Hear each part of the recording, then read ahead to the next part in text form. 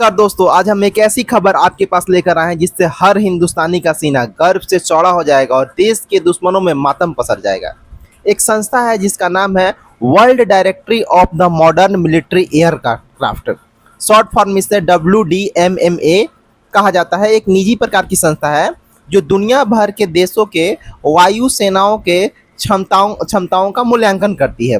और मूल्यांकन का मुख्य रूप से आधार ये होता है कि उस देश के पास विमानों की संख्या कितनी है, उस देश के पास सेना में कितना आधुनिकीकरण का स्तर क्या है, लॉजिस्टिक सपोर्ट कितना है, उस देश पर हमले की स्थिति में या वो देश अपने बचाव की स्थिति में क्या क्षमता रखता है, ऑपरेशनल ट्रेनिंग सेना के सैनिकों को कितना दिया गया है। इस तरह के कारकों को ध्यान में रखते हुए वर्ल्ड के तमाम देशों को वो रैंकिंग देती है। ठीक है, ये एक नॉर्मल प्रोसेस है। वो प्रत्येक साल अपना लिस्ट तैयार करती है, लेकिन इस लिस्ट में सबसे बड़ी बात यह है कि इस संस्था ने भारत के नंबर 1 दुश्मन और वर्ल्ड के सेकेंड लार्जेस्ट इकोनॉमी चीन की वायु शक्ति को भारत से कम आंका है और भारत को इस तरह इस रैंकिंग के आधार पर वर्ल्ड का तीसरा मोस्ट पावरफुल एयर फोर्स घोषित किया गया है।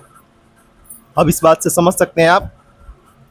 देखिए, इसमें मुख्य रूप से क्या है, एक रेटिंग दिया गया है। इस रेटिंग में एक्चुअली बात किया जाए तो भारत को लगभग 69.4 मिले हैं। नॉट लगभग नहीं बोलेंगे, एग्जैक्टली 69.4 पॉइंट मिले हैं और चीन को 63.8 पॉइंट मिले हैं।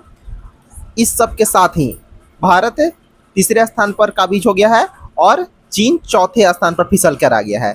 और तो और इन सब देशों को तो छोड़िए, पाकिस्तान की रैंकिंग 15वें स्थान पर फिसल गई है और उसको रेटिंग में पॉइंट मिला है 43.6।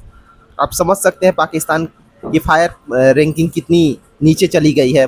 और तो और छोड़िए, भारत के एक और दुश्मन का नाम मैं लेना चाहूँगा, तुर्की, जो हमेशा UN में कश्मीर मुद्दे को भारत के खिलाफ उठाते रहता है।